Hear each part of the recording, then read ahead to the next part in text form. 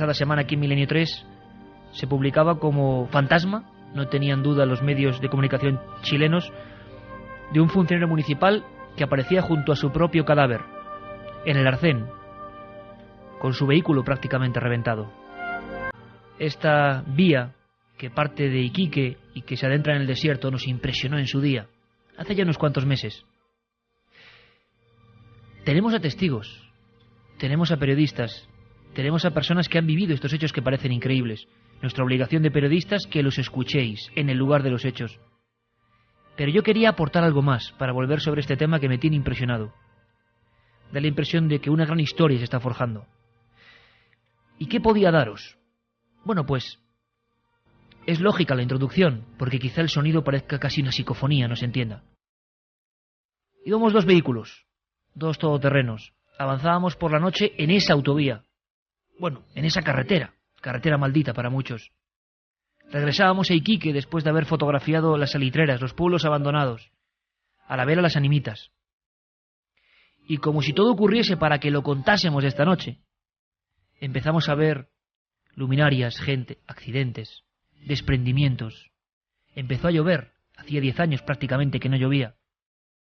La grabación es todo eso y mucho más. Son apenas 3 minutos, pero merecen la pena a pesar de que se escucha el zumbido del motor.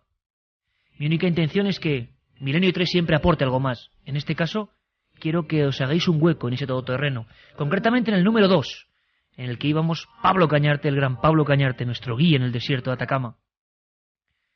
Carmen, buenas noches. Buenas madrugadas. Ahí vas tú al otro lado.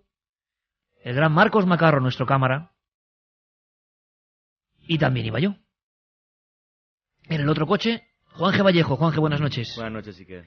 Y la comitiva, después de tantas fotos, sensaciones, angustias, empezó a ver un montón de cosas en la carretera. Ni imaginábamos que este caso del fantasma, esta fotografía, estos testigos que vais a escuchar, que lo han visto después, iba a producirse, pero intuíamos que estábamos en un lugar muy especial. Todo eso me hizo, como siempre, sacar mi minidisc. Y en la oscuridad de atrás, del asiento de atrás, simplemente, casi sin que mis compañeros me escuchasen, pulsar el botón de grabación. Quería que esto se escuchase esta noche, porque esto estaba pasando en la carretera de la muerte, exactamente así.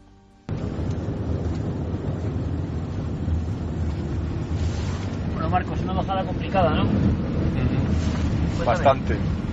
¿Qué ves desde tu posición? Cuéntame. Esta se podría decir, si hay que poner un apelativo, pues una carretera de la muerte, ¿no? Como quien dice, ¿no? Porque vas por la carretera y lo único que ves son cruces, ¿no? De gente que se ha matado por la carretera. Y no hay más que ver las condiciones que están, la niebla, el tráfico que tiene tan intenso, y luego que la gente aquí se ve que está acostumbrada a andar por esta carretera y adelanta como si no viniera nadie por delante. Sí, pero la bajada tiene tela, ¿eh? Estamos en plena nube, mira. Es que se puede masticar y todo, ¿eh?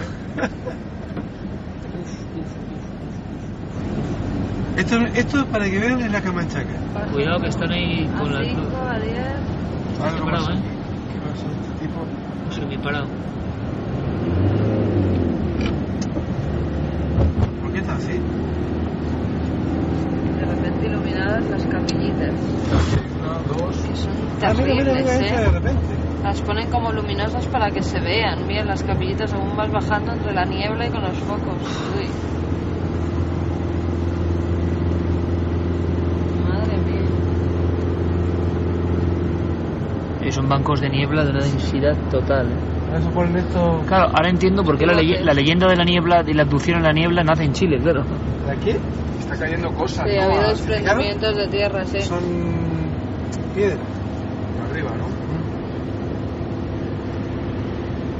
Cuando falta el repoto, todo esto se da como... ¿Y cómo nos reíamos esta mañana del parabrisas, eh? Sí, pues mira ahora.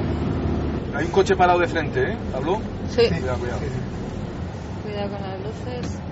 Y se puede ver que a veces la gente le da miedo, ¿no? Se paraliza y se mete.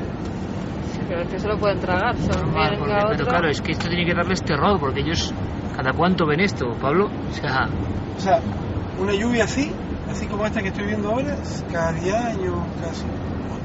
Sí, porque esto Ahí para acá estaban es los lluvia. carabineros o allí. Mira, La ya curva de allá.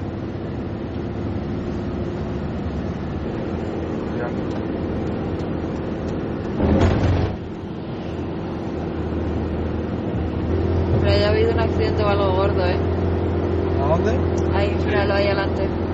Gente parada por... Bueno, ese parado, estaba parado ahí este tío en el precipicio, macho. Que tiene Sin Sí, nada. viene otro y ala. Uy, cayó mucha agua. No había visto hace tiempo así. Es en dirección Hostias, contraria. Hostia, pues está reventado, ¿eh? Mira, Ay, mira, Bueno. Ay. Ahí tiene que haber de todo. Ay. El tipo que va para el otro lado. Ay, El yo no bombero, quiero ni mirar. ambulancia. No, y estaban agachados atendiendo como Sí, una sí. persona, ¿eh? Ay, por Dios. Y aquí no va, ¿no?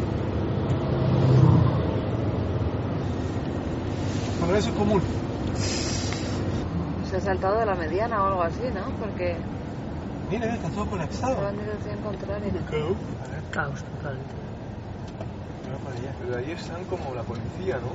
Que están allá. ¿Tienen un control o qué pasa? ¿O han cortado la calle? Han cortado la calle, es que la tienen cortada. Por eso. Vamos por aquí. Oye, a ver si va a ser algo del avión. Ah, pues igual. No, Fíjate cómo está esto. no, es que, ¿sabes qué? Está colapsada la... No hay entradas a la ciudad por el accidente.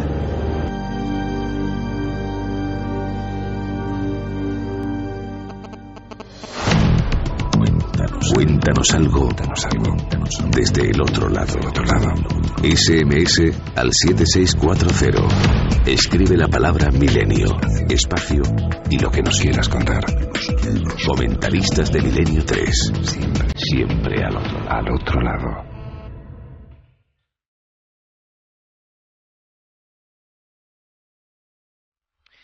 Pues es el sonido de la investigación, lo que habitualmente jamás se cuenta en un reportaje, en televisión, en radio. El sonido del coche, del equipo de reporteros que realmente estábamos alucinados con todo lo que veíamos. La verdad es que me ha parecido suficientemente potente y, hay que decirlo, también desagradable, con ese escalofrío que recorre el cuerpo cuando uno es testigo, por ejemplo, de un accidente tremendo que colapsaba esa zona. Yo menciono la palabra es el avión, porque esa misma tarde un avión había caído en la zona. Un avión militar de Iquique había caído en esa misma zona. Nos veíamos envueltos en un mundo que parecía así, realismo fantástico, pero que es absoluta verdad. Los desprendimientos, las capillitas, las cruces marcando el territorio, la noche, la lluvia tan escasa en ese lugar tan seco, todo eso, y Pablo Cañarte iba al volante. Ahora Pablo Cañarte se encuentra muy cerca del lugar donde se han producido una serie de hechos increíbles. Quiero saludarle, era su voz y su guía y sus manos las que condujeron este equipo a buen fin siempre. Don Pablo Cañarte, querido amigo, buenas noches. Pablo, buenas noches. ¿Me escuchas bien? Te escucho perfectamente, Pablo. Buenas noches, Iker. Buenas noches, ¿me escuchas? Vamos a ver. Yo te escucho muy bien, ¿Me escuchas bien, Pablo? muy bien. ¿Tú? Perfecto, parece que hay un poquito de retardo. Ante todo, un fortísimo abrazo, amigo. Y antes de que nos cuentes por qué estás donde estás, quiero que Carmen nos resuma, por si la gente no nos escuchó la semana pasada, qué es lo que ha pasado en ese lugar que llama tanto la atención. Escuchamos el aire, el viento. Pablo nos está informando desde un lugar donde la cobertura es difícil y un lugar donde ha pasado algo increíble. Carmen, ¿qué ha pasado? Pues todo ha surgido con unas fotografías. La Estrella de Iquique, por ejemplo, publicaba hace unos días, tengo la edición del 23 de marzo de este año 2009, fantasma de exfuncionario municipal aparece. La fotografía lo que se ve es un accidente donde está implicado un camión y un vehículo. En ese accidente hay dos operarios del ayuntamiento, de la municipalidad, que mueren, Fernando Guerrero Tapia y Alberto Adrián. Fernando Guerrero Tapia es la persona que presuntamente se aparece en esa fotografía. Fernando Guerrero Tapia. Se ve como al lado del coche siniestrado hay una figura traslúcida, debajo de él un cuerpo, y según todos los amigos y también trabajadores, compañeros de este hombre, pues es ese hombre, porque iba vestido igual que la persona que estaba fallecida justo debajo de una manta. Con un agravante, la fotografía la hacen los carabineros, la policía militarizada de Chile. 15 minutos justo después de que se haya producido el accidente. Santiago Camacho, buenas noches. Buenas noches, Iker. Y todo el equipo, Fermín Agustí, Carlos Largo y el maestro Yeray Martínez. Pablo, compañero, tú has hablado, tú te has movido toda esta semana por el desierto como enviado especial de la nave del misterio de Milenio 3. Has hablado con los carabineros, ¿verdad? Sí, y que te cuento que en este momento quiero transmitirles que estoy a 2 kilómetros del lugar donde ocurrió estos hechos extrañísimos.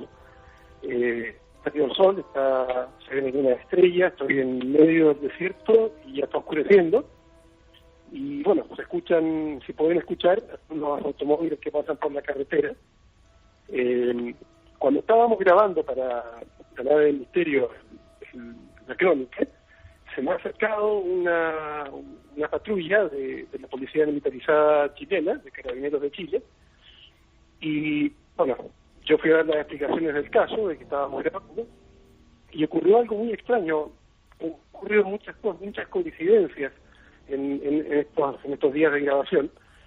El carabinero me ha dicho que por favor grabemos unas jaminitas, que son estas construcciones que tú bien has explicado alrededor de la carretera, para los lugares donde han habido muertes violentas en el desierto, porque un compañero de él, del carabinero, había hecho una fotografía donde aparecía un fantasma.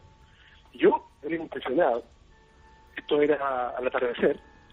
Le he dicho justamente que estábamos grabando ese tema para un programa de España, y el carabinero me confirmó que lo hizo un compañero de él desde un móvil, y por eso que se ven en las fotografías, ustedes la muestran en el programa de televisión, son 3 fotografías juntas, con la figura del espectro, que todo indica, según los amigos que hemos entrevistado, de que correspondería a Fernando Guerrero Tapia. Pero la coincidencia es increíble. En medio del desierto, en el lugar un poco antes donde estoy ahora, en este momento, Carabineros de Chile me cuenta que un compañero de él había sido el autor de esa fotografía. Pero Pablo, tú bien sabes que sí. Pablo, tú bien sabes que la casualidad no existe, y menos cuando uno se mete en el misterio, como tú estos días, que estás rastreando el desierto y no sabes cómo te lo agradecemos.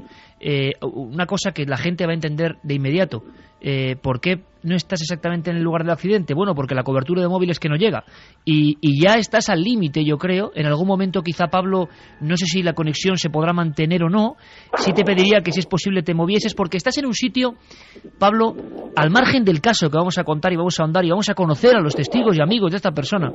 Al margen de todo eso, Pablo, es un sitio de verdad marcado desde lo más remoto por la muerte. Eso a nosotros que íbamos de otro mundo, ¿no? Nos impresionó tanto, me refiero a un mundo completamente distinto en las creencias antiguas. Caramba, qué devoción a la muerte, sobrecogedora y admirable en otros hechos, pero es una carretera, pues bueno, por muchos considerada maldita, ¿no? Allí en la zona. Y un sitio, yo no sé si me escuchas bien, estoy, como te digo, en medio del desierto, es muy posible, me avisas tú si hay algún corte en mi comunicación, pero es un lugar inquietante. En este momento estoy solo, solamente con los vehículos que pasan cada 5 minutos, y específicamente el lugar donde ocurrió el accidente, donde murió Fernando y Alberto, y donde aparece luego el espectro, es un lugar más inquietante aún, porque en esa curva, para que la gente entienda, estamos en una especie de montes con una hondonada, y esa hondonada está en curva, y es una curva muy mal diseñada, en donde hay contabilizados 10 accidentes. Pablo, escúchame. Pablo, vamos a ver, tenemos problemas. Vamos a hacer una cosa, porque es lógico, y esta es la autenticidad de la radio en directo. Son la 1:25 aquí en España, y nuestro compañero Pablo Callarte, cayendo ya la noche, está allí, en el lugar de los hechos. Pero claro, la cobertura es muy difícil, así que vamos a ir presentando una serie de amigos. Pablo, tú intenta moverte, desplazarte. Si quieres, Fermín, compañero, volver a conectar con Pablo, cortamos y volvemos a llamar, porque es cierto que poco a poco la cobertura se nos está marchando, así que se disponga a caminar hacia algún sentido, Pablo, a ver si la cobertura es mejor. Es complicado porque en esa carretera, si recuerdas, Iker, nunca teníamos cobertura. Había zonas en las que directamente el teléfono no tenía ni la más mínima, no nos podían llamar, estábamos incomunicados y además es peligroso el caminar porque es una carretera donde a ambos lados tienes el desierto o, como bien decía él, hondonadas, con lo cual a veces es muy difícil el pararte en alguno de los sitios, porque con los accidentes lo pudimos comprobar. Un auténtico crack, Pablo Cañarte. Yo sé que Juanje está con la carne de gallina recordando muchas cosas, pero Juanje, vamos a escuchar, porque tú también has vivido ese desierto, vamos a escuchar a Freddy González. Freddy, al que le agradecemos un montón, de verdad, que esté con nosotros. Era amigo y era el jefe de estas personas, si no me equivoco. Freddy, buenas noches. Hola, buenas noches. Freddy, ante todo, un fortísimo abrazo desde España. Muchas gracias por estar con nosotros. Era tu amigo, Fernando, este hombre que dicen que es el que se aparece en la fotografía. ¿Tú qué opinas? ¿Que realmente es un recuerdo de ese amigo vuestro? Mira, no sabría decirte qué puede ser en realidad. Yo he ido al lugar en varias oportunidades con compañeros de trabajo y nunca hemos visto nada. Nos han comentado que sí se ve, nosotros vamos, le oramos harto, le llevamos su pelita, le llevamos flores a Fernando y a Alberto. Pero ha sido muy comentado en la ciudad de Iquique referente a lo que tú estás comentando. Pero ¿qué te puedo decir? Son solamente los recuerdos, como ese día cuando fue el accidente, cuando partimos de Iquique, y los tengo siempre en la memoria, pero como eran ellos antes del accidente. ¿Qué pasó, Freddy? ¿Qué ocurrió ese día nefasto en el que vuestros amigos perecieron en la carretera? ¿Cómo fue el accidente? Bueno, durante toda la semana estuvimos viajando al pueblo de La Tirana, que es un pueblo de tradición, de mucha tradición, un pueblo religioso, donde veneran a la Virgen de La Tirana, que es la ñusta del tiempo de los españoles. Y bueno, fuimos en comisión de servicios, llevamos las clínicas móviles, que son tipo casas rodantes grandes, donde atienden los médicos, ginecólogos, urólogos, dentistas. Estuvimos toda la semana viajando, salíamos a las 5 de la mañana de Iquique, es 2 horas de viaje hasta el poblado, y ese día, como todos los días, salimos muy de mañana, muy temprano de noche. A la salida de Iquique hay una localidad que se llama Alto Hospicio. A la salida de la localidad de Alto Hospicio, un servicentro donde se carga combustible. Nos tomamos un pequeño refrigerio, un desayuno, digamos un café, unos sándwiches, y compartí tanto como con Alberto como con Fernando en mi vehículo, que es una patrulla chica, un vehículo con baliza, con sirena, que llevaba yo dos gaffiters.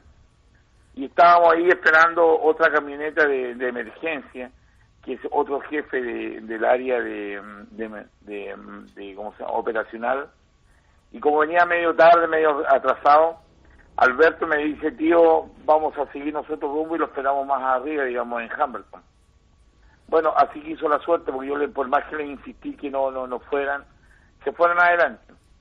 En eso llegó Pedro Chamorro, mi amigo también, con su conductor, con vara, y estuvimos más o menos entre 15 y 20 minutos. A posterior reiniciamos la marcha y nos llevaban eso, 20 minutos. Fue los 20 minutos de la desgracia. Siempre acostumbrábamos a viajar hacía de punta de lanza, adelante de los primeros iba yo, siempre en mi vehículo chico, con las luces, con las balizas encendidas. A posterior iba el camión, donde iba Alberto, y terminaba la columna, digamos, Pedro en una camioneta, doble cabina, también con baliza. Pero ese día fue al revés. Ellos partieron primero y afrontaron lo que venía, que a lo mejor era para todos. Y cuando llegamos al lugar, vimos un camión volcado y no lo imaginamos nunca que podían ser nuestros compañeros. ¿Y eran ellos, Freddy?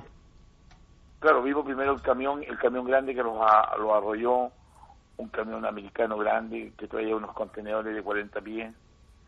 Y llegamos al lugar y vimos que un tipo andaba ambulando solo, era el conductor del camión, pensamos que estaba choqueado, pusimos conos, balizas, y le hicimos la atención de primer auxilio. Yo estaba poniéndole un cuello cervical al tipo, cuando uno de los gaffiters que iba conmigo me dice, don Freddy, más adelante, como a 50 metros, hay otro accidente, hay otro camión volcado, y se parece a uno de los nuestros. Yo le dije, corre y tráeme la linterna. Así fue. Bajo la linterna empecé a avanzar entre la oscuridad. El piso estaba muy resbaloso, había mucho aceite, mucho petróleo, líquido de freno.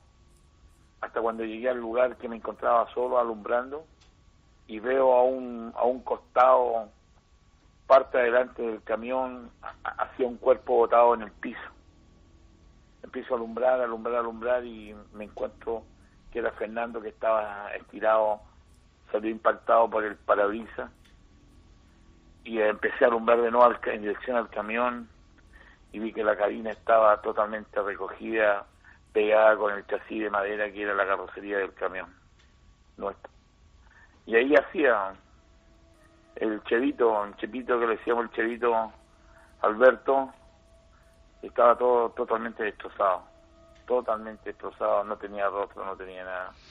Madre mía, Freddy, es un testimonio durísimo, y no sabes lo que te agradecemos que lo estés recordando. Yo sé el impacto para todos vosotros, ¿no? Y sé lo duro que es recordar, porque estamos hablando de una gente que se juega la vida, y hay que decirlo desde España, todos los días, cumpliendo su función.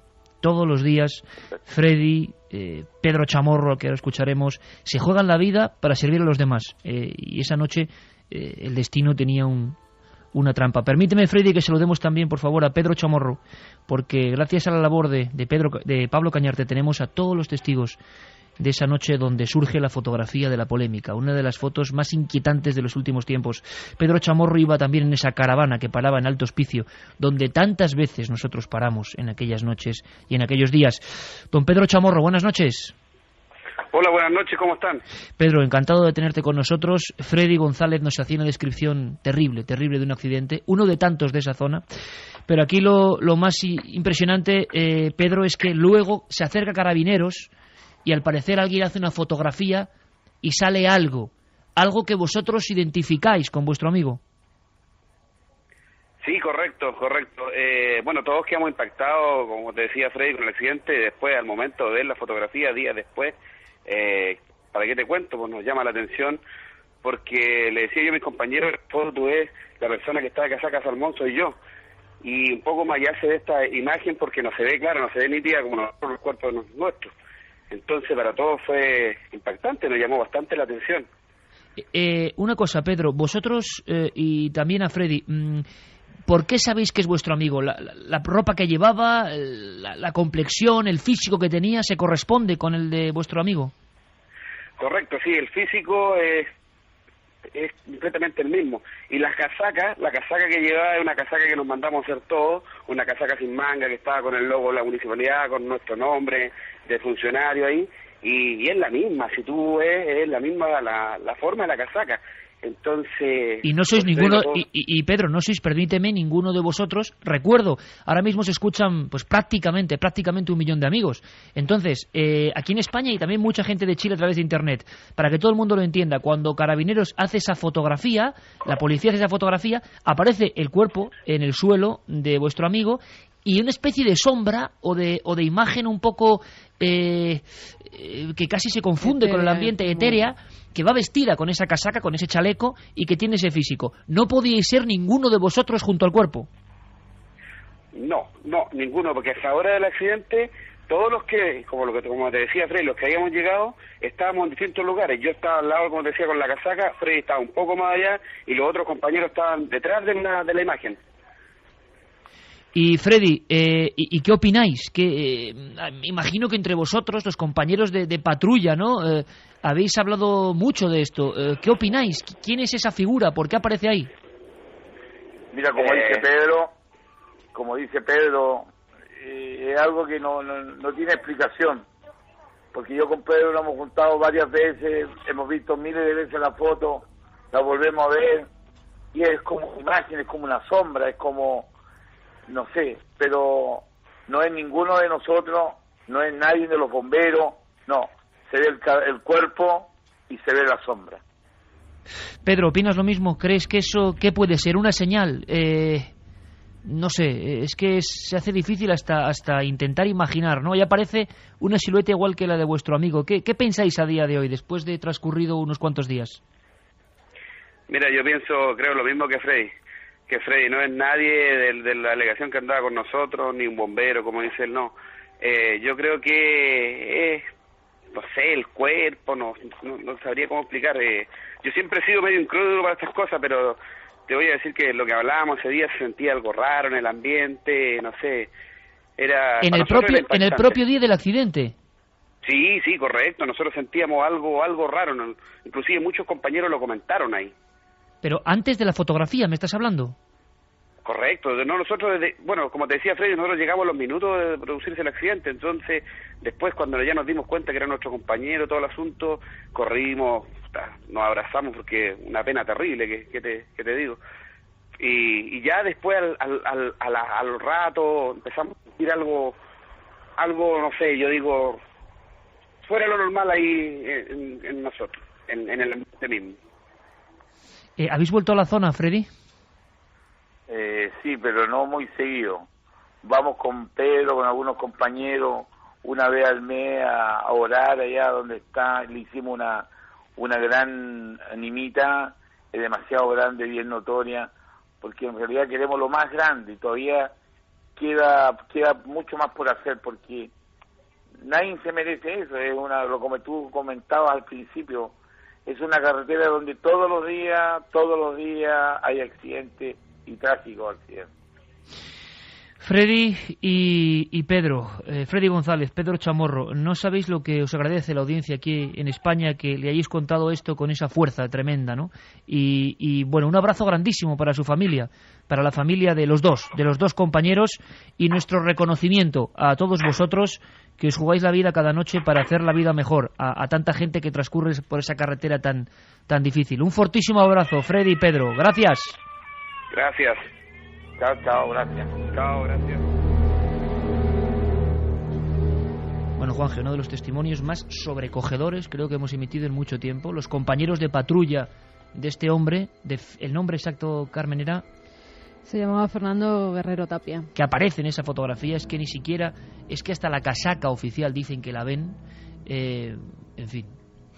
Hombre, yo lo primero que me viene a la cabeza y al recuerdo es esa carretera, que es realmente una carretera maldita, con un tráfico terrible, porque además de que es la única carretera que transita toda esa zona de desierto, hay que decir que comunica la costa chilena con algunas zonas de Bolivia, con lo cual hay muchísimos coches de segunda mano que van hasta este segundo país sudamericano, efectivamente, muchísimos un continuo de camiones. Pocas veces hemos tenido la evidencia, el testimonio de Freddy cuando se acercaba al cuerpo de su amigo, y es que los dos que iban en ese accidente lo reconocen.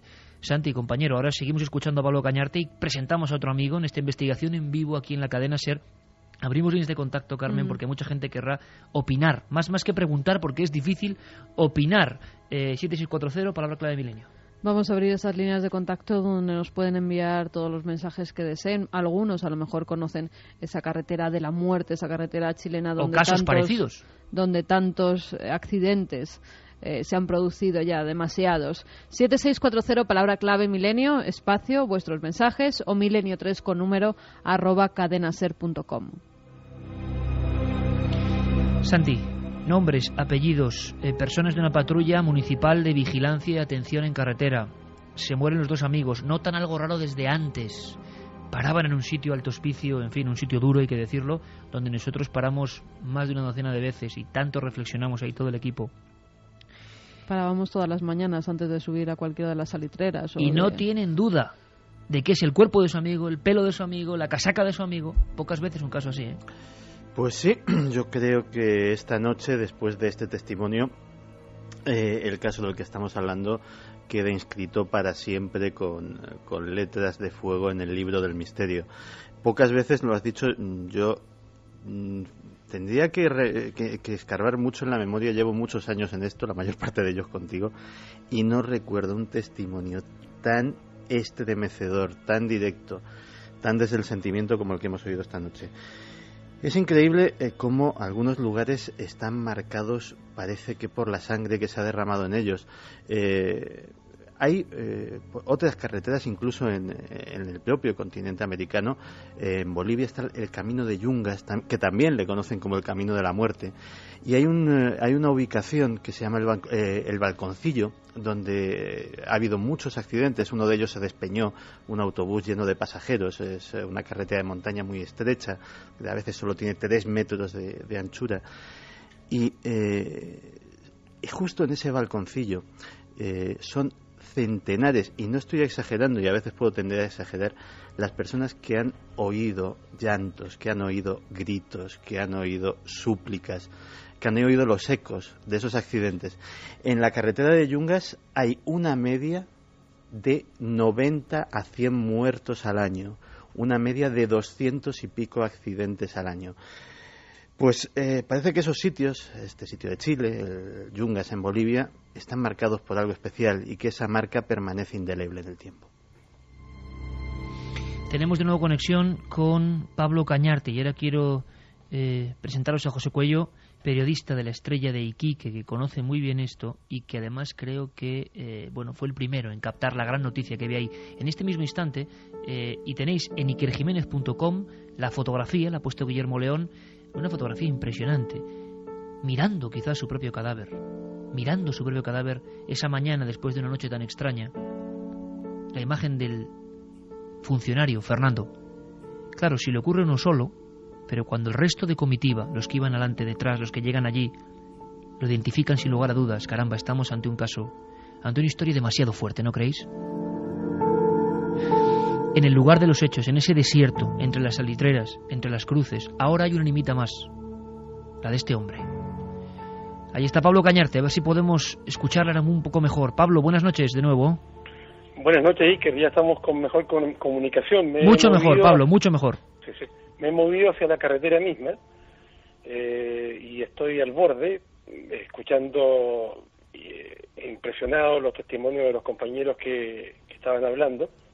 Y bueno, es una carretera, como decía el otro colega allí, marcada por la muerte, y estoy reflexionando mucho. Imagínate, solo en medio de la noche aquí, con animitas.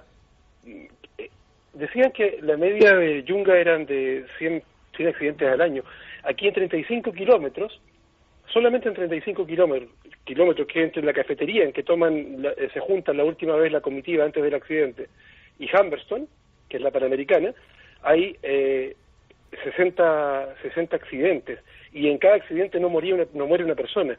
Es impresionante la densidad de muertes violentas que hay aquí y lo que se siente. No podría describir yo la sensación de ver las estrellas, la luna, un poco de neblina en este momento ahora, que ya se ha escondido el sol, y estar en un lugar que realmente es especial. Y escuchando, Pablo, lo que estás escuchando, ¿no? Una cosa, Pablo, ¿cuál es el impacto en la sociedad? Eso es lo que nos interesa ahora. ¿Cómo se lo está tomando la gente? Los propios funcionarios no dudan que es su amigo y le han puesto una cruz junto a la carretera, su amigo que se aparece después. Pero una persona fundamental es José Cuello, que desde La Estrella de Iquique hizo toda una gran labor. José, buenas noches, amigo. Buenas noches, ¿qué tal? Muchas gracias por participar en este programa tan especial que une un poco España y Chile, que es un país que ya desde luego llevamos muy dentro, y tú eres una de las personas que sabe, aquí está la noticia, y que se ha hecho esa foto, ¿no es así? Bueno, sí, un gran saludo a España primero que nada.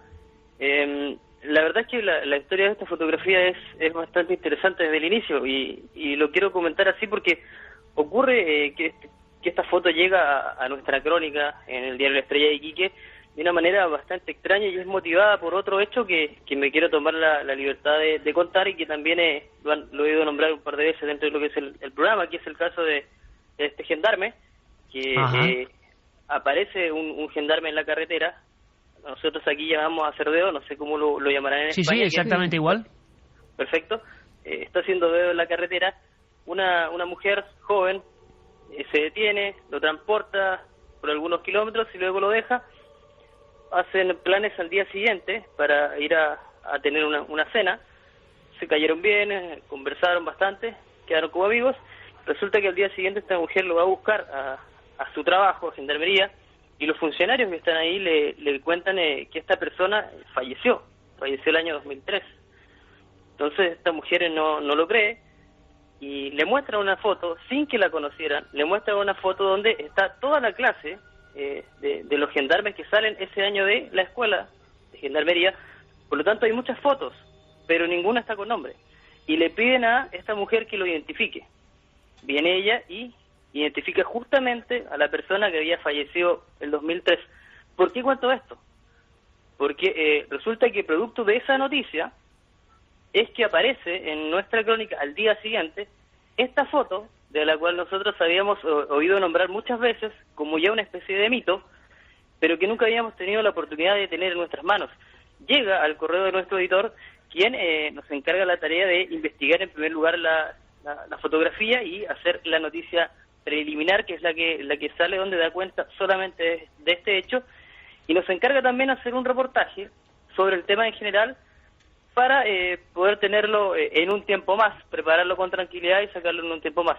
Pero resulta que una vez que sale la noticia está la cantidad de llamados de gente que en primer lugar conoce a Fernando Guerrero Tapia, lo conoce porque además de ser un funcionario municipal es una persona muy conocida que lleva varios años trabajando en el municipio, por lo tanto es una persona que es muy conocida acá en Iquique, y absolutamente todas las personas que llaman lo reconocen y dicen que efectivamente es él y no tienen mayor duda.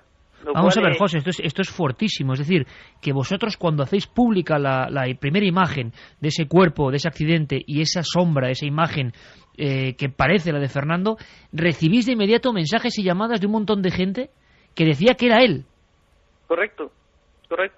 De hecho, fuimos en el marco de este mismo reportaje que estoy contando, que no es de este caso, sino que del tema en general, vamos a hacer unas notas sobre otros lugares de Iquique donde habitualmente ocurren cosas, y esta gente, muchas de esas personas nos dicen, claro, este reportaje que están haciendo es producto de la foto, y nos dicen, efectivamente, la persona que aparece en la foto es Fernando Guerrero Tapia, yo lo conozco, estuve con él, de hecho estuvimos en el cementerio también de Iquique, los funcionarios del cementerio, que también son municipales, no tenían duda alguna de que era Fernando Guerrero Tapia, y ellos están acostumbrados a ver muchas cosas, por lo tanto ellos son personas que se toman este tipo de situaciones con bastante más calma de la que pudiéramos tomarlo cualquiera de nosotros. Impresionante. Pablo, compañero, tú que estás ahí a la vera del camino, Carabineros admitía que habían hecho esa foto, que esto es que encima la foto ya es oficial, porque claro, puede decir alguien, bueno, esto ha salido... No, Carabineros te confirma que la policía militar ha hecho esa fotografía, pero no quiere hablar, la persona que la ha hecho, le impiden de alguna forma declarar, ¿no? Sí, es una coincidencia, entre comillas, que en el momento de la grabación se acerca una patrulla de carretera y, bueno, me llaman, les explico que estamos grabando unas imágenes, como te contaba, para una cadena española, un programa español, y me dice, bueno, sin saber de qué se trataba, me dice, adelántate un poco y graba el sector de la curva donde murieron los funcionarios municipales, porque un compañero nuestro sacó una foto ahí, donde aparece un espectro, y me lo dice el carabinero. Entonces yo trato de hablar con él para grabarlo en cámara. Hay una grabación incluso que se podrá ver mañana, yo conversando con ellos, y el carabinero me dice que no puede por la jerarquía de la policía militarizada chilena, que es muy fuerte, entonces lo pueden votar de la institución si dan a conocer la identidad. Pero eso corrobora la duda que había si es que esa foto la había sacado un carabinero en el lugar o un bombero. Está comprobadísimo, me lo dijo el que iba a cargo de la patrulla, eso doy fe. Madre mía, José Cuello, compañero de la Estrella de Iquique, ¿alguna comprobación sobre el posible montaje o que haya habido algún tipo de trampa? Creo que todo de momento descartado por completo, ¿no? Efectivamente, nosotros, además de esta foto, recibimos durante la pasada semana varias fotos más de distintos, entre comillas, fantasmas o espíritus, y pudimos comprobar en dichas fotos no trucajes, sino que reflejos de un espejo sobre el vidrio de un vehículo, distintos tipos de cosas que nos indicaban que no era un trucaje o que no era más que un reflejo. Pero la verdad que en esta foto sí existe un trabajo de fotografía que consta básicamente en utilizar el Photoshop para juntar 3 fotografías que son del mismo set de fotos y alargarlas. Pero en la para que sea una especie de panorámica, para que nos entendemos, ¿no? Justamente, para hacer una panorámica, pero en el sector donde la foto donde está la foto no existe ningún tipo de discontinuidad entre el pixelaje de cada una de las fotos. Por lo tanto, lo que aparece ahí no es más que, para hacerlo entender, claro, una especie de montaje panorámico, pero sin intervención de las fotos en sí, más que ese trabajo que se puede hacer en cualquier casa en algún programa fotográfico, como por ejemplo Photoshop, que es efectivamente en el programa que se hizo esto. Además, si comprobamos la fotografía, Iker, vemos que ninguna de las personas, os habréis fijado, me imagino, José, ninguna de las personas iba vestida en ningún momento tal y como se muestra el personaje que en teoría es el espectro que se aparece. Correcto, ese dato es clave porque los funcionarios municipales se distinguen, y bien lo decían hace unos instantes nuestros compañeros de acá también de Iquique, se distinguen justamente por ese tipo de vestimenta, pero más impresionante aún es que al ver la foto, la gente que lo conoce inmediatamente, y no solamente por la ropa, sino que por la figura, por la forma física de esta persona que, repitamos, es bastante conocida en Iquique por los años que lleva trabajando, no dudan que es él. José Cuello, compañero, Estrella de Iquique, seguiremos muy atentos y en permanente conexión. Un fortísimo abrazo y gracias por estar aquí con nosotros esta noche tan especial. Un abrazo para ustedes y muy buenas noches.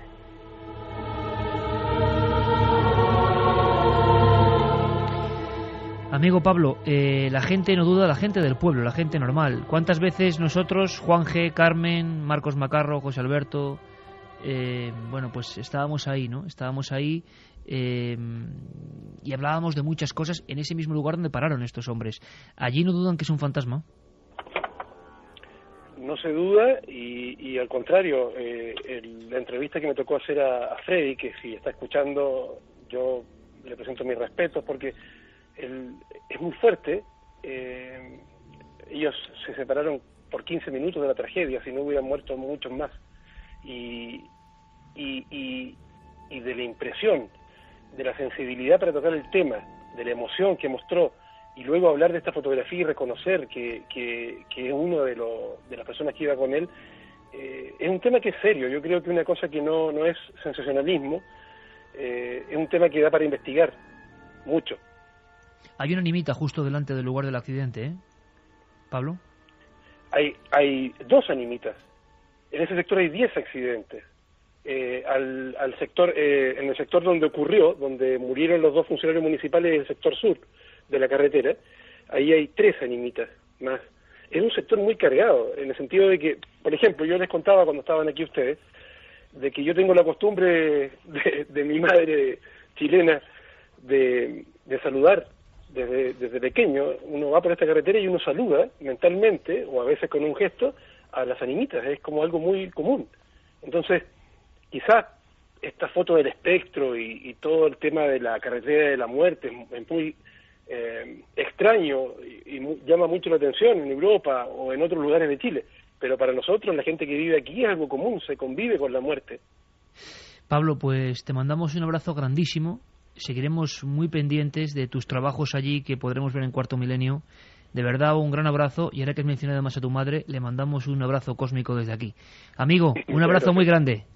Igual a usted, a Juanje, a Carmen, Iker y al equipo. Un beso muy fuerte, Pablo. Un abrazo, Pablo. Mucho cuidado por esa carretera, Pablo. Sí, ahora me voy con mucho cuidado para llegar a casa. Estamos Buenas siempre noches. en contacto. Buenas noches. Abrazos, amigo.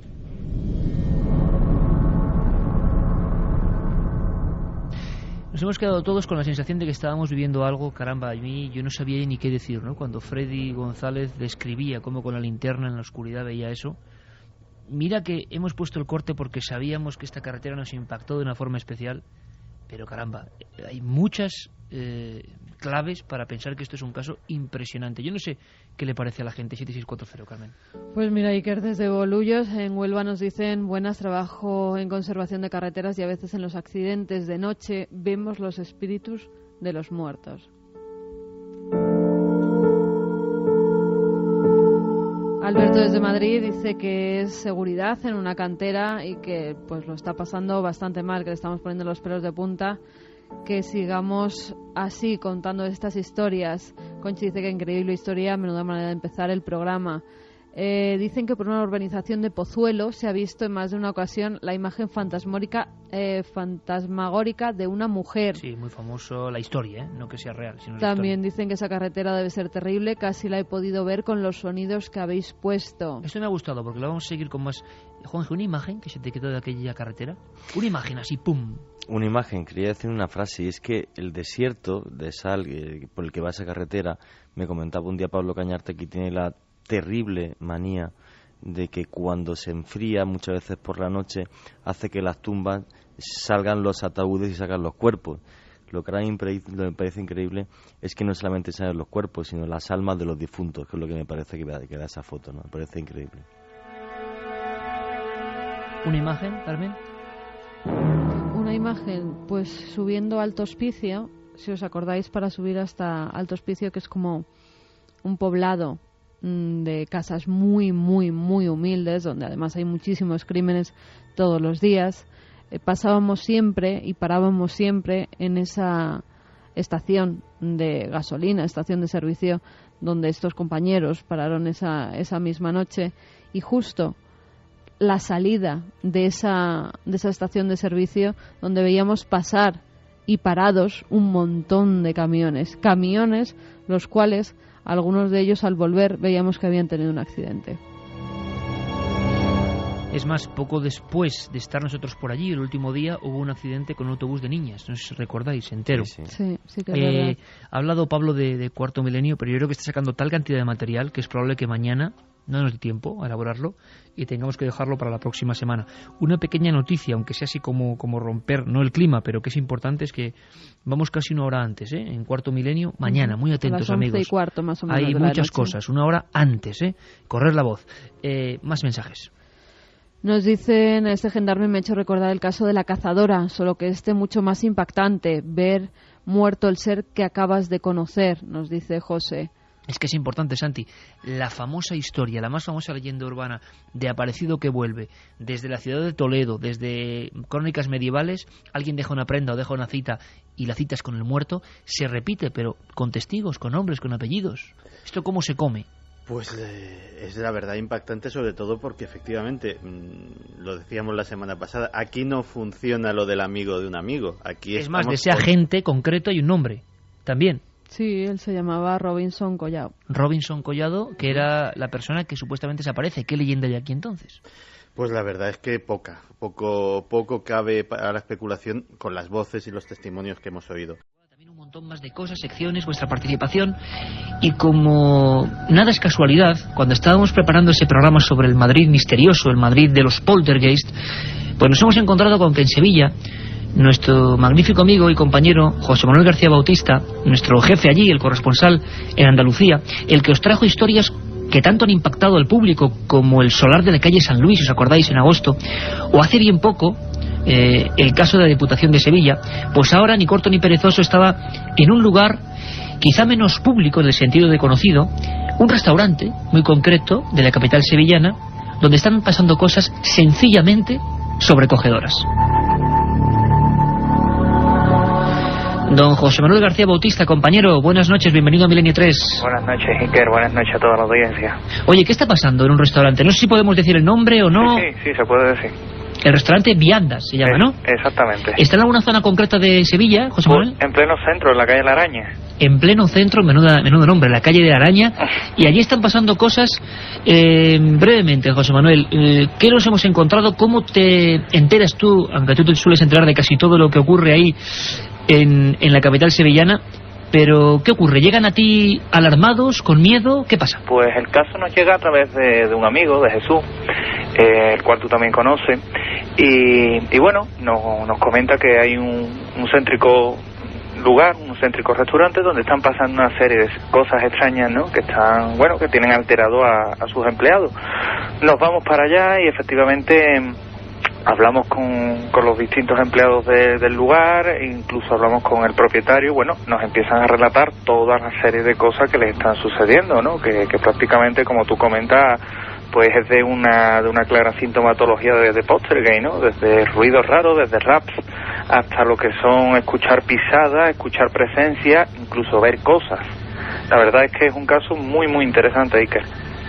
Un caso donde se concentran todos los ejemplos vivos de lo que los alemanes en la antigüedad llamaban poltergeist, duende ruidoso. Y hemos comprobado que, a pesar de que este programa, lo digo siempre, se mete en lo policial, en lo histórico, en todo tipo de enigmas de la ciencia, pues sigue habiendo una atracción fatal, ¿no?, respecto a los casos de, entre comillas, fantasmas o manos invisibles. A mí lo que me ha llamado la atención, escuchando las grabaciones que has estado haciendo a los protagonistas de esta historia, y como siempre vamos a escuchar aquí sus voces, y cada uno luego opina en su casa, en el coche, donde estéis, porque en este programa vosotros sois los jueces de cada historia. A mí me ha impresionado que incluso el momento de alarma máximo llega cuando Raquel, la gerente de la empresa, llega a pedir un informe que se realiza de la empresa Securitas, de seguridad, donde parece ser José Manuel, ahora vamos a escuchar su voz, pero parece ser que la alarma, que no sabe de subjetividades, recibe, digamos, los datos de una presencia física siempre en una tercera planta, donde nadie sube, y que parece que está ahí a las 3:30 de la madrugada durante mucho tiempo,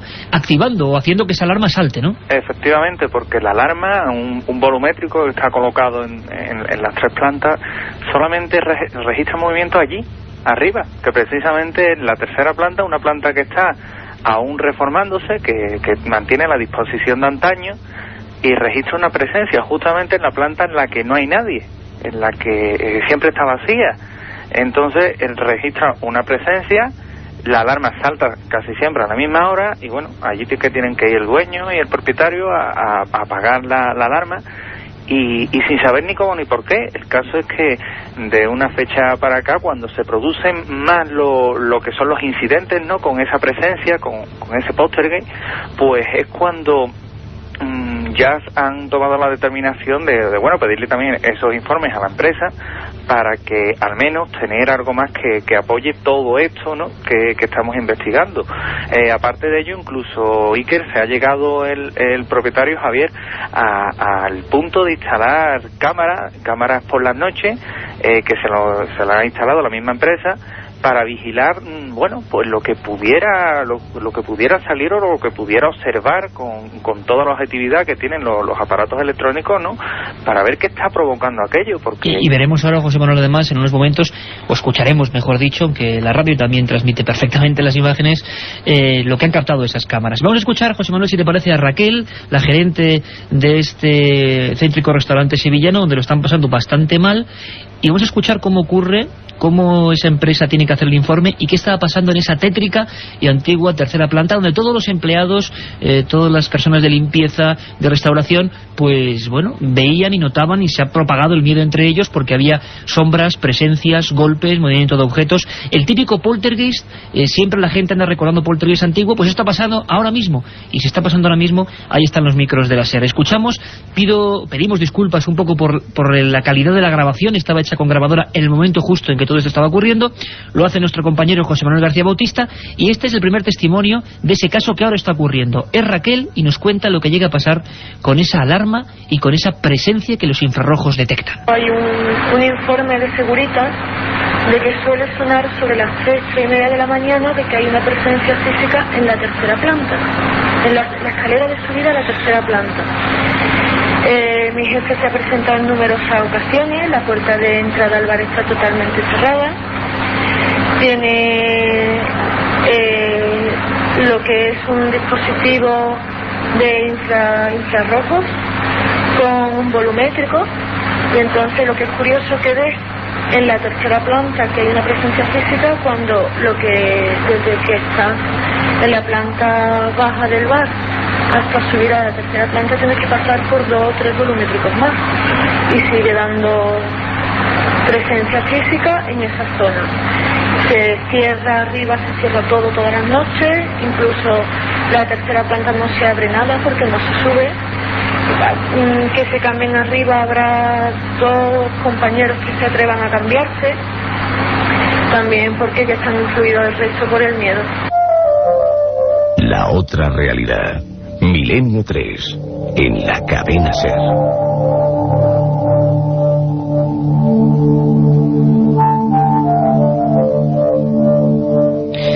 La psicología y la sociología del miedo, porque es muy fácil ver esto desde la lejanía, esbozar sonrisas escépticas, porque puede que todo esto tenga un fin o una explicación perfectamente natural, y ya nos conocéis, en Milenio 3 no nos casamos con nada ni con nadie, Y tampoco somos ni crédulos ni escépticos a ultranza, simplemente mostramos las opiniones. ¿Qué está ocurriendo en ese restaurante? Escuchábamos a Raquel y José Manuel García Bautista desde Sevilla, otros empleados incluso que han llegado a ver sombras y caras siempre en ese lugar, donde parece ser que había ecos de una tragedia antigua, como es normal, ¿no?, que sea en el centro de Sevilla, donde tantas cosas han pasado a lo largo de la historia. Efectivamente, Iker, porque todo esto viene salpicado de una tragedia, ¿no?, que ocurrió en aquella zona, que es casco histórico sevillano, pero una tragedia reciente, ¿no? Se cree que el fantasma, porque le damos nombres y apellidos, bueno, pues era del antiguo propietario que se ahorcó en el lugar. Entonces, eso está constatado policialmente, ¿no? Alguien que además me parece de la esfera militar, ¿no? Sí. Sí. Además, vamos, está totalmente identificado y la verdad es que se cree que es ese el habitante, ¿no?, el habitante extraño que tiene este restaurante. A partir de ahí, de 2 años para acá, que es cuando, bueno, el actual propietario tiene el restaurante, pues es cuando se provocan toda esta serie de incidentes, ¿no? Los empleados del lugar, ¿no?, del restaurante, pues siguen con la intranquilidad, y de hecho, aunque muchos no se han dejado llevar por estas historias, ¿no?, que contaban los otros empleados, otras gentes que han ido pasando por allí, sí es cierto que, bueno, cuando lo han constatado en sus propias carnes lo que sucede, pues ya deja de haber subjetividades y deja de haber, digamos, esa psicología del miedo para pasar a comprobar que efectivamente el poltergeist, el fantasma de las viandas, es toda una realidad. Y que está ocurriendo y que mucha gente ha entrado en estados casi de pánico. Es el ejemplo de este siguiente testigo, esta empleada de la empresa del restaurante, que directamente, es que esto ya nos parece hasta un poco fuerte contarlo ahora, menos mal que no estamos en la madrugada. Ella está en la sala donde los empleados, los trabajadores se cambian, y lo que observa siempre, según sus palabras, es alguien, donde no hay nadie, por supuesto, en el espejo. Escuchamos el documento. Pues que fui a cambiarme arriba a la 3ª planta, y donde nos cambiamos las mujeres, pues hay un espejo colgado.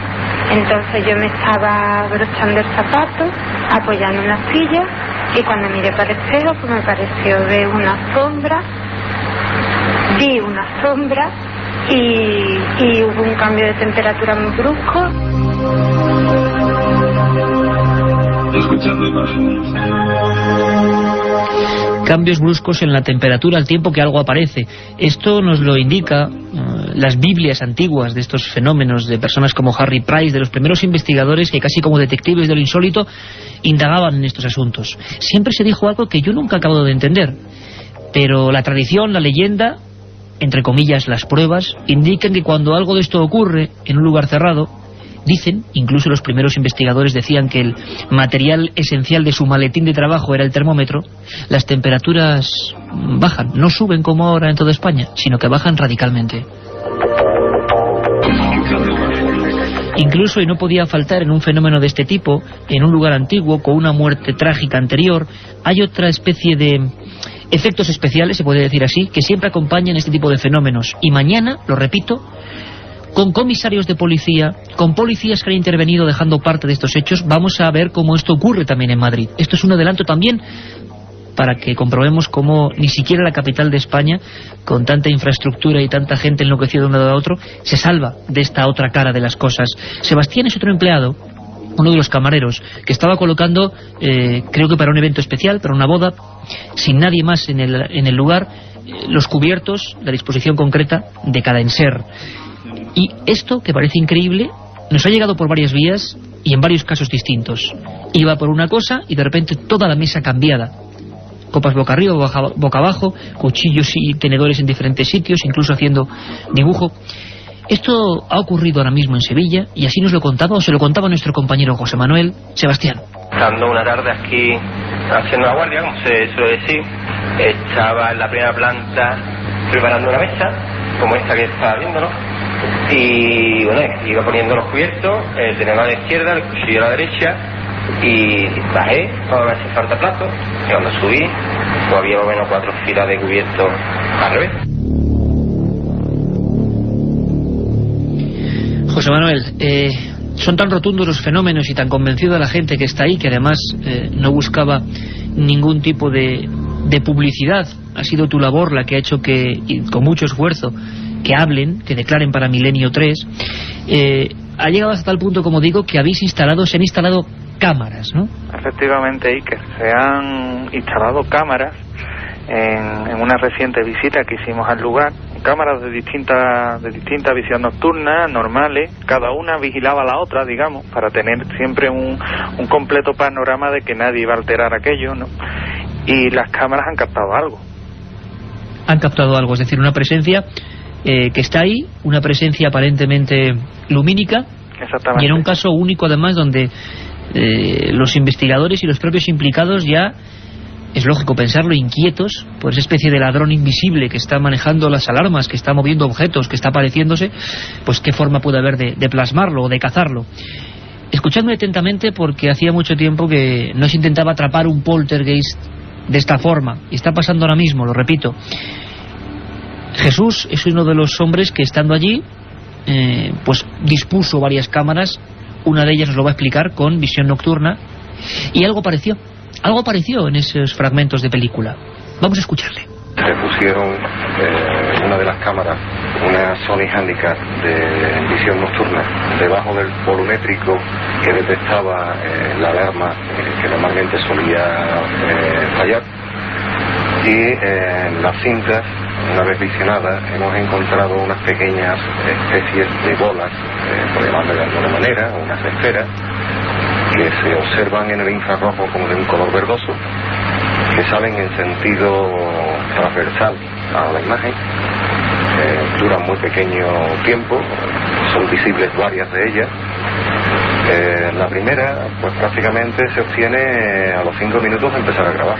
Detrás nuestra se ve una pequeña esferita que casi nos viene siguiendo, sale del campo de visión de la cámara. Poquito antes de llegar nosotros, esa misma esfera o otra o algo similar se esconde en dirección contraria a la que había salido antes.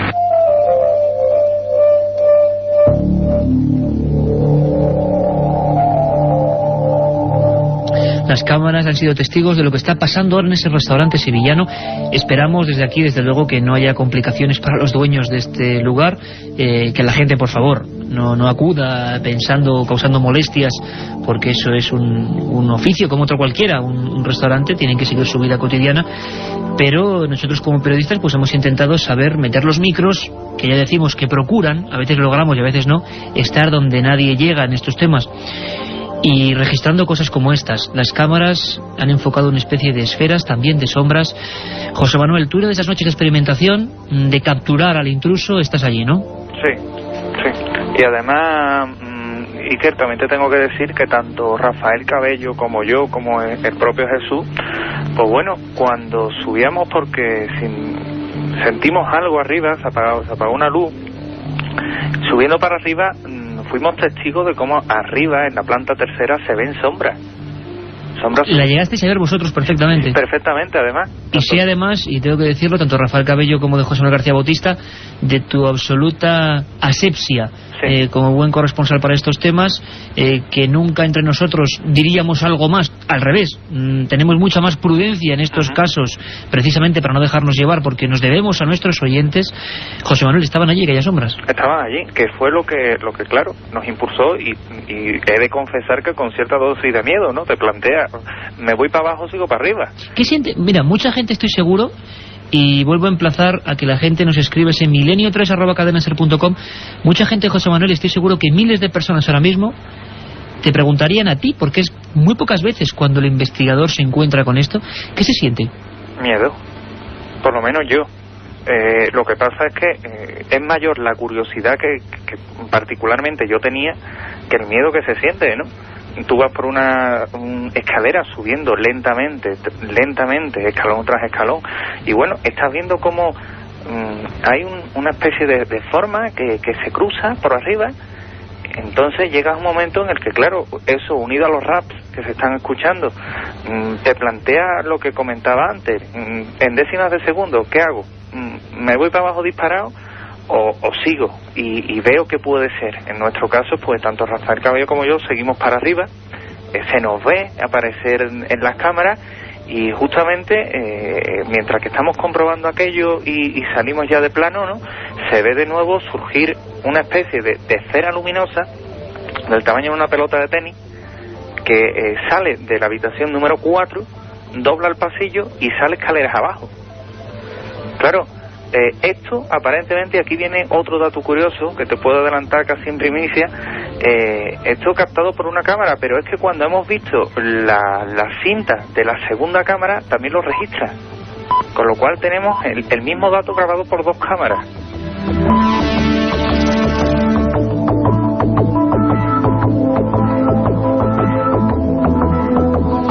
Pues ahí está el misterio, ahí están los casos, aquellas formas se desvanecen, son captadas por la tecnología como el vídeo, como la videocámara.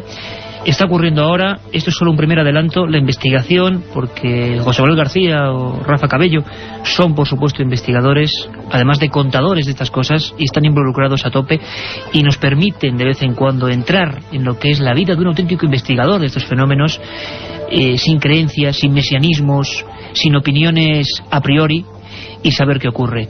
Seguiremos informando, compañero, un gran trabajo y a ver qué ocurre, y sobre todo un abrazo fuerte y tranquilidad y calma a los compañeros de ese restaurante en el pleno centro de Sevilla. Muchas gracias, Iker.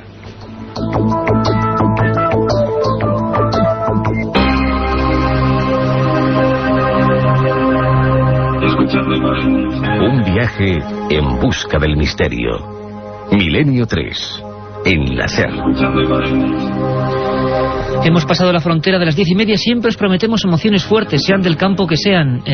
A veces, como digo, navegando por los océanos, vamos a volver a hacerlo hoy con los calamares gigantes, a veces metiéndonos en el mundo policial, todavía suenan ecos, ha habido gente que le ha encantado y que le ha molestado también a nivel político, el programa que hicimos sobre Ciudad Juárez, las 300 muertas del desierto.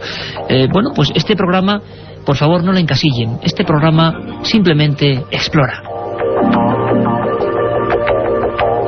Carmen, impactante, ¿verdad? Espeluznante lo que nos contaba nuestro amigo José Manuel García Bautista.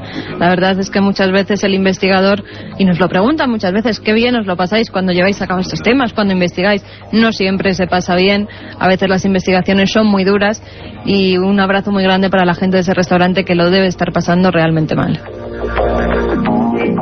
Y ahora, si os parece, para cambiar de tercio, como diría Manolo Molés rápidamente, en una larga cambiada, vamos a abrir ese archivo de los herejes, la galería de condenados, esas personas que, bueno, nos podéis solicitar, preguntar, plantear. milenio3@cadenaser.com, porque queremos saber a vosotros, a la audiencia, que sabéis que cada vez somos más, lo sabemos y lo comprobamos con vuestro cariño, ¿qué personajes os inquietan? ¿Qué personajes del hoy o del ayer os han llamado la atención, de cualquier campo? La ciencia, la investigación. En este caso vamos a ir de nuevo a esa especie de magia que se provocó a final del 19, que era la electricidad. Y es que yo, os lo digo sinceramente, yo, Iker Jiménez, soy un completo ignorante. Yo oigo la radio y no sé por qué salen las palabras de ahí. Veo la televisión y me parece que, desgraciadamente, nos manejamos con botones y no somos conscientes de esa magia, de que nos sigue la imagen y el sonido, que yo ahora mismo, que nosotros os lleguemos a todos los hogares de España. Esa es la magia de la tecnología, y se la debemos a hombres que fueron pioneros, se la debemos a auténticos aventureros, algunos pagaron con su vida. Hablábamos de Giordano Bruno, quemado por la Inquisición por, reivindicar la libertad de pensamiento. Hablamos de otro olvidado, Andrew Cross, al que, quien tuvo la desgracia de descubrir un ácaro y pensaron que se entrometió con Dios, y ese fue su gran error. Hablamos, en definitiva, de misteriosos personajes. Y hay uno, en el ámbito de la ciencia, que curiosamente, fijaros, tengo una nota aquí, en 1943, después de su muerte, la Corte Suprema de Estados Unidos falló a favor de un hombre de origen serbio que provocó mucho tumulto en la época, llamado Nikola Tesla. Decían que algunas de las patentes, como por ejemplo los transmisores de energía eléctrica, la bombilla, la radio, ni más ni menos, pertenecían a Nikola Tesla, en contra de Marconi, que le registró después que él. Es decir, hay un personaje, dicen, que hizo 700 inventos, que se adelantó a todos y que sin embargo murió de forma extraña. Era un hombre que atacaba la ciencia, que no aceptaba normas. Era un hombre llamado Nikola Tesla, que hizo un invento que dicen que podía ser la gran arma de la historia, aunque él era un pacifista, curiosamente, el rayo de la muerte. ¿Queréis conocer la historia de este serbio misterioso? Vamos allá.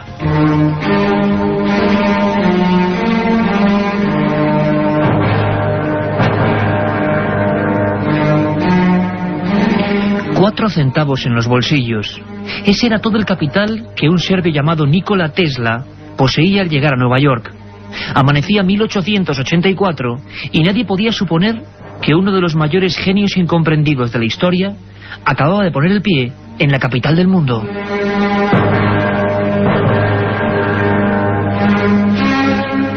El laboratorio del célebre Thomas Alva Edison acogió al joven electrónico con los brazos abiertos.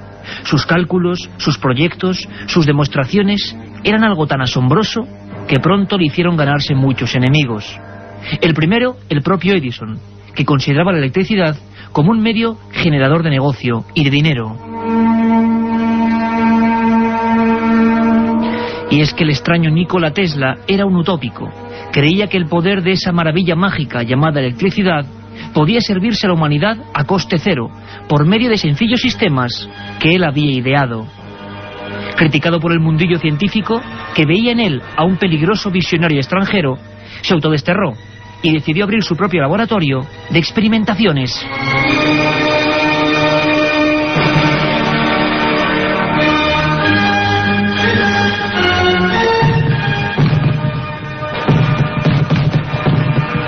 Extrañas bolas de fuego, accidentes, chispas azuladas que ascendían hacia los cielos, cráteres en mitad del terreno. Las quejas y denuncias se acumularon por parte de los vecinos, asustados al presenciar algunos de los experimentos en los que parecían desatarse energías desconocidas para el común de los mortales. El primer radar, la radio, la torreta eléctrica, la bobina de corriente o el sistema primitivo de la televisión. Todo lo que los demás siquiera imaginaban, Tesla ya lo había puesto en marcha en aquel mítico descampado de Long Island. Teatral, de rostro anguloso y mirada penetrante, parecía tener un poder hipnótico ante los hombres de ciencia que en masa acudían a aquellas demostraciones del futuro. George Westinghouse, dueño del mayor imperio electrónico del mundo, era uno de los habituales y comprobó asombrado que el serbio no tenía apenas para comer. Por ello se ofrecía comprarle una de aquellas patentes, a cambio de unos miles de dólares, para poder seguir las investigaciones. Esa patente era ni más ni menos el primer sistema de corriente alterna, capaz de dar luz a millones de personas a un mismo tiempo.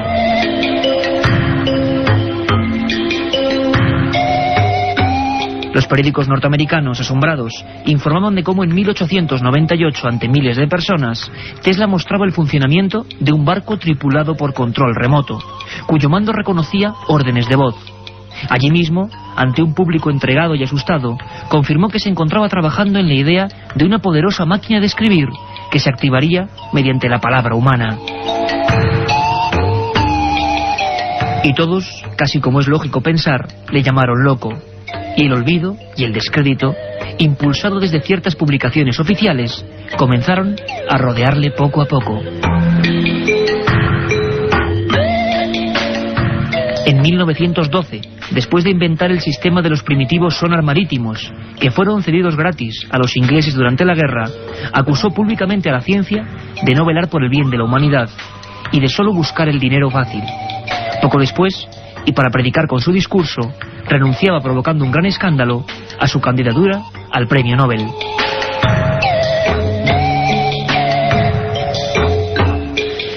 Sin embargo, a pesar de su aparente talante pacifista, sabemos, gracias a los pocos documentos que se han podido recuperar sobre su persona, que Tesla pasó años en busca de un extraño ingenio, que catalogó como el rayo de la muerte. Un haz lumínico capaz, según él, de provocar explosiones gigantescas a distancia, y que iba a poner en marcha en una fecha concreta, el 30 de junio de 1908.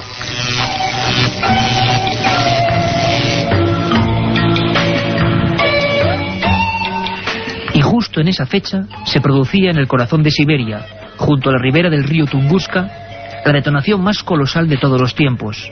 superior 50 veces a la bomba de Hiroshima y que arrasó un bosque de 3.000 kilómetros cuadrados, sin que se encontrase jamás meteorito o artefacto alguno.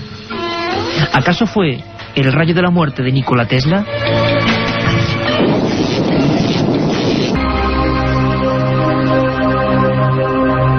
Escuchando imágenes. Menudo ejemplo, Carmen, ¿eh? El de científicos como Nikola Tesla. Decían que la ciencia, o el establishment científico, ¿no? Le pasaba igual que a Giordano Bruno. Decían que estaban solo para servir, si no para servir, y fueron condenados. Pero el ejemplo cunde, ¿verdad? Y es bueno recordarlo. Por supuesto, Iker. Y tienes unos documentos de última hora sobre las profundidades del mar. Si hace apenas unas semanas hablábamos de aquel misterioso pulpo gigante de Chile, que ahora hay una gran polémica, porque por un lado varios ingenieros de ADN dicen que es un cachalote en estado de putrefacción, y sin embargo el Centro Biológico de Medio Ambiente de Chile dice que no puede ser. Por la polémica os iremos informando. Lo cierto es que, estas criaturas siguen apareciendo. Sabíamos que en Luarca, y allí lo perseguimos, allí estuvo Milenio 3 persiguiendo el calamar gigante, eran habituales, no tanto en aguas del estrecho, pero ha ocurrido en Cádiz, cerquita de Algeciras, ¿no? Concretamente en Tarifa, en la playa del Tejar. Esta noticia me recordaba a ese barco científico con el que exploramos las aguas de Luarca, con el que estuvimos allí pues con muchísimos buenos amigos, con zoólogos muy prestigiosos, y al que por desgracia no pudimos ver. Pero en este caso la Guardia Civil... Bueno, cuidado, lo vimos sacándolo del agua, ¿te acuerdas? Eso sí, estuvimos incluso con los micros dando en el calamar gigante, sí, que acaba de rescatar el barco. Eso luego uno no se acuerda, pero porque era todo muy deprisa, pero acabamos de sacar el reportaje y los amigos que nos seguís desde el año pasado lo recordaréis, tocando con un micro, se ha hecho este micrófono amarillo, tocando el cuerpo del calamar gigante, y era impresionante ver salir ese monstruo izado por las grúas de los barcos. Y esto ha pasado en Cádiz, ¿no? En este caso el Seprona de la Guardia Civil de Tarifa, localizado en la playa que he comentado antes del Tejar, en la localidad de Tarifa, Cádiz, una especie de calamar gigante, un Architeutis dux. Tiene 5,14 metros de longitud y un total de 45 kilogramos de peso. Nos lo cuenta todo nuestra compañera Belén Vivanco desde Radio Algeciras. En la playa tarifeña del Tejar, el Seprona de la Guardia Civil ha encontrado un calamar gigante de 5,14 metros de longitud y 45 kilos. Es el primero de estas características del que se tiene conocimiento en 23 años en aguas del estrecho. Tras recoger muestra de su tejido, ventosas, pico y estómago, esta hembra inmadura de calamar gigante ha sido congelada para trasladarla al Centro Oceanográfico de Málaga. Allí será estudiado y pasará a formar parte de su colección de organismos marinos. Es el tercer ejemplar del que se tiene constancia en el mar Mediterráneo.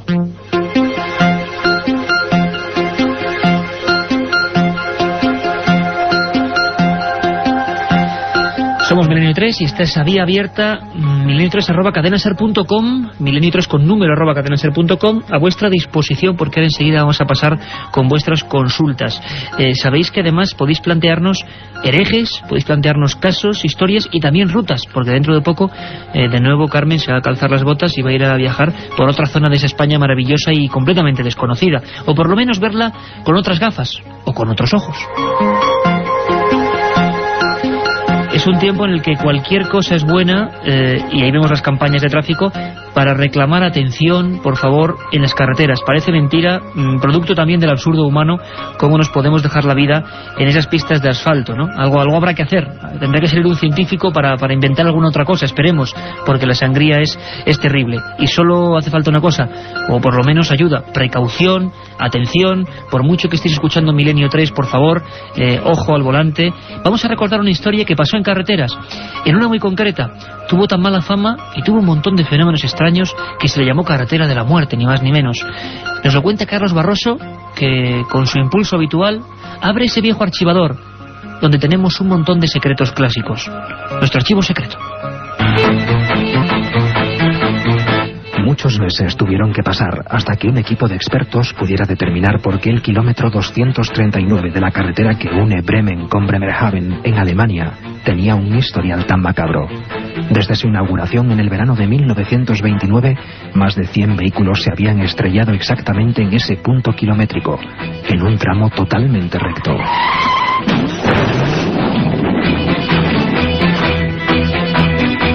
Aquellos que lograron sobrevivir habían declarado ante las autoridades que al pasar por allí sintieron una fuerza extraña que les empujó fuera de la carretera sin que pudieran hacer nada para impedirlo. Los vecinos creían que un demonio era el culpable de los accidentes. Un vidente local señaló que posiblemente los siniestros podrían estar provocados por una corriente magnética subterránea. Propuso un método para acabar con ella: enterrar una caja de cobre bajo la carretera, con varios pedazos también de cobre en su interior, en forma de estrella. La caja permaneció enterrada durante una semana y en ese periodo no se produjo ningún accidente. Al ser extraída para comprobar si el método había tenido algo que ver con el final de los siniestros, los 3 primeros vehículos que pasaron por el kilómetro 239 se estrellaron nuevamente. Así que las autoridades decidieron volver a enterrar la caja por siempre jamás. En cualquier caso, para calmar a los vecinos, un sacerdote también acudió a exorcizar la carretera.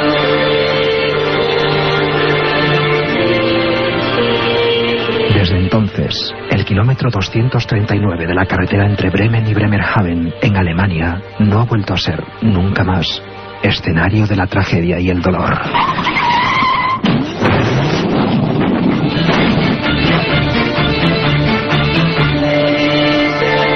Un programa que se sumerge en el otro lado de la realidad. Milenio 3, con Iker Jiménez y todo su equipo en la SER.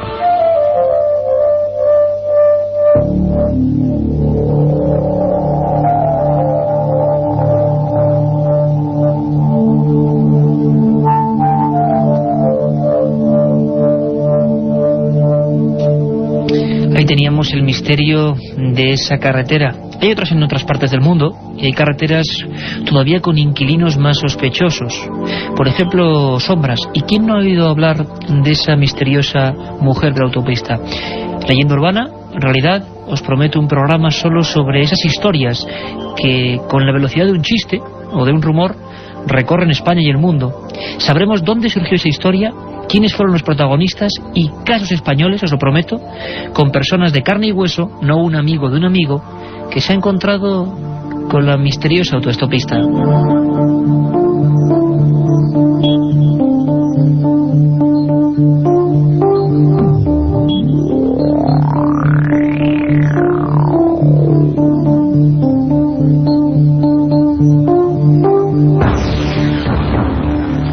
La carretera sigue siendo un lugar lleno de enigmas, donde ha habido casos tan terribles como el de Maximiliano Iglesias Sánchez, que abrió un telediario en la primera cadena, imaginaros, año 74. Fue un caso que hizo correr ríos de tinta, que hizo promover una investigación de la Guardia Civil, que hizo ser un recinto o lugar con una serie de barcas extrañas analizadas por vez primera en España por técnicos de la NASA. Es un caso que ocurrió en una zona muy concreta de España, una zona montañosa, un lugar donde hemos acudido muchas veces, bellísima, y donde hay tradición de luces populares o luces etéreas que persiguen a las personas, al ganado, lugares de fantasmas, de voces, de ruidos, de una cultura ancestral muy vivida, muy profunda, y que por fortuna, creo yo, sigue ahí. Carmen, son las sierras de Béjar, las sierras salmantinas, la zona de la Peña de Francia. Has elegido este lugar primero porque mucha gente nos lo ha pedido, ¿no? Hay muchos mails que nos solicitaban pues que diéramos una vuelta y descubriéramos los parajes misteriosos de la Sierra Salmantina.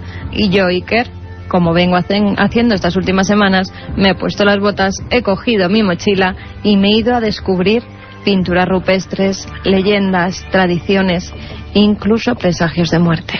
No esperamos más, vámonos a esa ruta mágica. Si antes fue Navarra, La Rioja, ahora es Salamanca.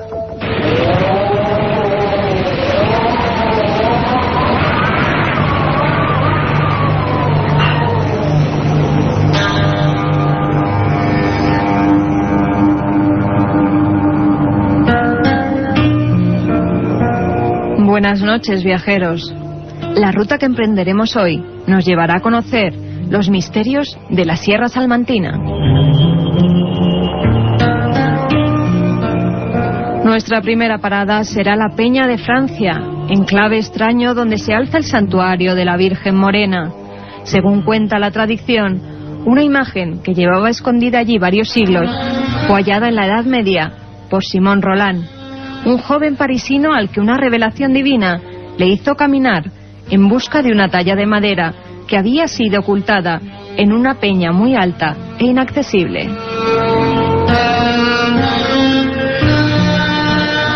todas las noches escuchaba una voz que le decía: Simón, vela, vela, y velarás que en el risco más alto tú la encontrarás. Tras muchas aventuras y desventuras, el muchacho llegó a la Peña de Francia, donde una voz sobrenatural le indicó el lugar donde se hallaba la imagen de la Morena. Allí mismo, a 1723 metros de altura, se construyó el santuario, donde aún hoy acuden miles de fieles ante los supuestos milagros que allí acaecen.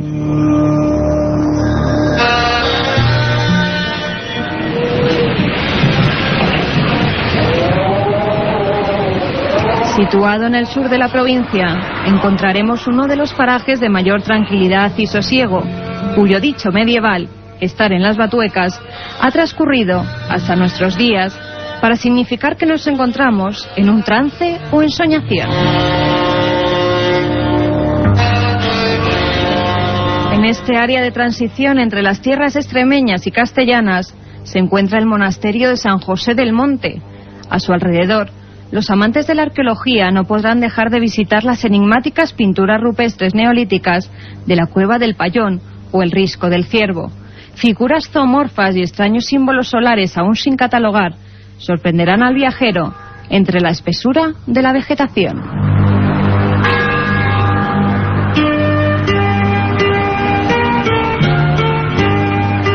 Por estos lares ocurrió uno de los casos más sorprendentes de la casuística ovni. Un suceso que por primera vez encabezó el telediario en su primera edición. En la noche del 21 de marzo de 1974, Maximiliano Iglesias circulaba por Valdejaderos, en la Sierra de Béjar, cuando se encontró con lo imposible.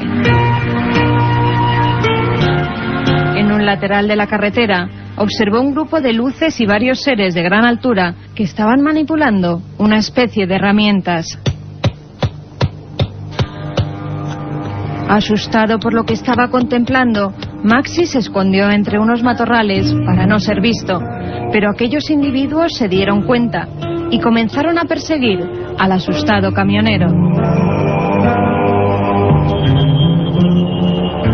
Una experiencia terrorífica de la que se encontraron huellas sobre el terreno. La NASA, por petición de la Guardia Civil, envió 2 técnicos para comprobar lo sucedido.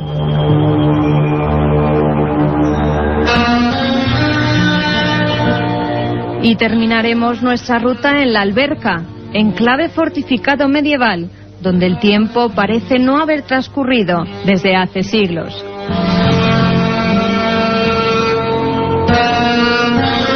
El 15 de agosto se celebran sus fiestas patronales, donde los albercanos rescatan las vestimentas de sus antepasados y los ritos ancestrales. Cuando cae la noche, por sus calles empedradas surge la figura enlutada de la moza de ánimas, que recorre el pueblo recitando una oración por los difuntos y las ánimas del purgatorio, mientras hace sonar una pequeña campanilla.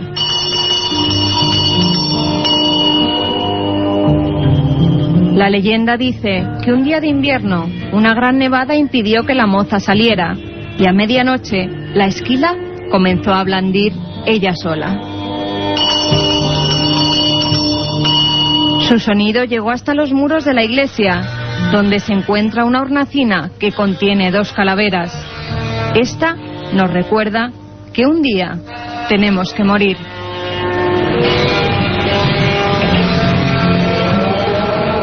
Un viaje en busca del misterio. Milenio 3, en la SER. Y cuando nuestro compañero Juan Carlos Ingelmo pone esta música, significa, lo decimos siempre, que estamos ya en la recta final. Espero que disfrutéis, que hayáis disfrutado de esta España completamente ignota. Quizá podamos ver de otra forma lugares que no son incluso conocidos. Desde luego, un saludo para todos los amigos de la Alberca, de la Sierra de Béjar, de la Peña de Francia. Qué lugar más enigmático. Espero que estén más fresquitos que nosotros ahora aquí en Madrid, pero sin duda uno de los enclaves mágicos más poderosos de este país. Herejes, rutas, noticias, documentos, testimonios y ahora, por supuesto, algo esencial. Vuestras preguntas, Carmen, las han enviado a milenio3@cadenaser.com y nos es imposible, por supuesto, nunca dar todas, pero vamos seleccionando, ¿no? También, ante todo, dar las gracias a todos esos amigos que nos habéis enviado cartas a Milenio 3, Cadena Ser, Gran Vía 32, octava planta, 28013 de Madrid. Repite, Carmen, porque la gente quiere enviarnos un montón de cosas y vamos a ver si pueden tomar lápiz y papel. Programa Milenio 3, Cadena Ser, Gran Vía 32, octava planta, 28013 de Madrid. Mientras hacíamos el programa, a través del mail, Eduardo Bidondo nos ha escrito y nos dice: hola, soy un oyente navarro de 15 añitos y a pesar de mi edad me interesan mucho los temas de posesiones o de sucesos como el del bar. Mi pregunta es, ¿existe alguna forma exacta de identificar un espíritu? Y si existe, ¿hay alguna forma de lograr que el ente se vaya? Que sepamos, el hombre todavía no ha podido identificar nunca a un espíritu. O sea que, bueno, estamos en ello. Solo tenemos indicios y cosas extrañas. Pero te aseguro que todavía hoy nadie ha podido conocer, saber, identificar su naturaleza. Félix Rivera nos dice: felicidades por el programa, me gustaría que un día lo dedicaseis al Cristo de Palencia. Hombre, ese Cristo enigmático donde los haya, que provocó varios procesos judiciales en el siglo XV y XVI, que fue recogido en el siglo XIII y que está hecho con piel humana, y que algunos biólogos y, bueno, personajes importantes dentro del mundo de la antropología hablaban de que era una momia, el Cristo de Palencia, envuelto además de un sinfín de enigmáticos sucesos. Haremos un programa sobre él, y ahora mismo nuestro compañero Juan Carlos Ingelmo nos hablaba de otro Cristo misterioso. Por lo tanto, nunca hay casualidad, haremos un programa sobre esas figuras. Hay muchas: Palencia, Orense, el Cristo de Limpias. Bueno, ¿cuáles son sus misterios? Un tema que te apasiona, Iker, y por el que nos pregunta nuestro amigo Alberto. Hola, Iker, mi pregunta es si me puedes decir algo sobre el hombre pez de Liérganes. Pues uno de los más increíbles, maravillosas y fascinantes historias del hombre pez de Liérganes, que hizo que nada, pues un cualquiera, ¿verdad? El doctor Gregorio Marañón, ni más ni menos, le dedicase un libro a un supuesto hombre que vivió bajo las profundidades del mar. Si vais a Liérganes, a ese pueblecito maravilloso de la costa santanderina o cerca de la costa santanderina, veréis que hay un paseo y hay un monumento, y en vez de haber un monumento a un alcalde, a un político, cosa que me parece muy bien, viendo cómo están las cosas, hay un monumento al hombre pez, a ese hombre con escamas que vive en el agua y que sigue siendo una historia apasionante, investigada por el padre Feijóo y Gregorio Marañón. Un programa aquí y posiblemente, ojalá, desde Fuerte nos vemos mañana. Buenas noches, Iker. Mañana nos vemos aquí a las 10 de la noche y luego a las 3 de la madrugada. Con un programa muy fuerte. Os dejamos con una frase para la reflexión y con los servicios informativos de la cadena SER. Un abrazo.